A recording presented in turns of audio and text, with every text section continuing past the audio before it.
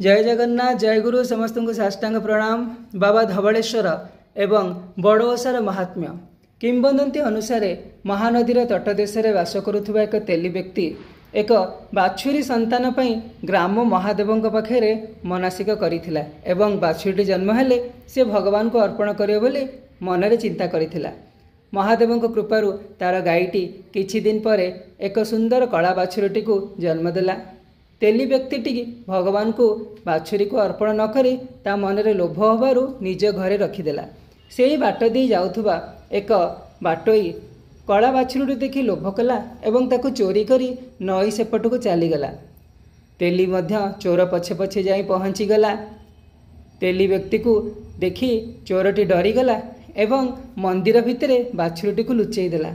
गाँ वाला आसी पहुँची गले एवं चोर निजर प्रतिरक्षा पई महादेव को स्मरण कला, प्रार्थना कला एवं समस्त आगे कहला सी तार कला बाछुरीटी को चोरी करी नाही।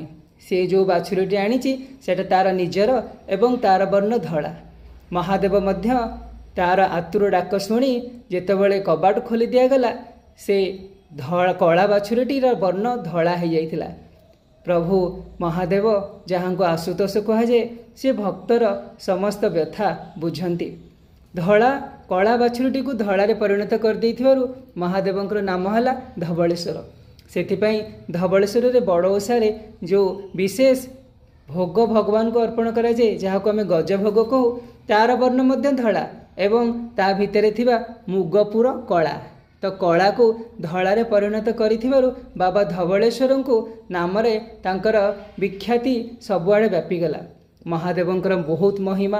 धवलेश्वर को जदि जाई पारु नाहंती धवलेश्वर तांका नारे गोटे दीप लगे दियंतु एवं बाबा धवलेश्वर आपणक भितरे थिबा समस्त अज्ञानता समस्त कष्ट समस्त दारिद्रता निश्चय दुख हरण करिवे। काहेकि ना सी होचंती संहारकर्ता। आम भितरे थिबा समस्त दारिद्रता समस्त अहंकार समस्त पाशविकता को महादेव ही ध्वंस करि परिवे, परिवर्तन आनी परिवे। ओम नमः शिवाय।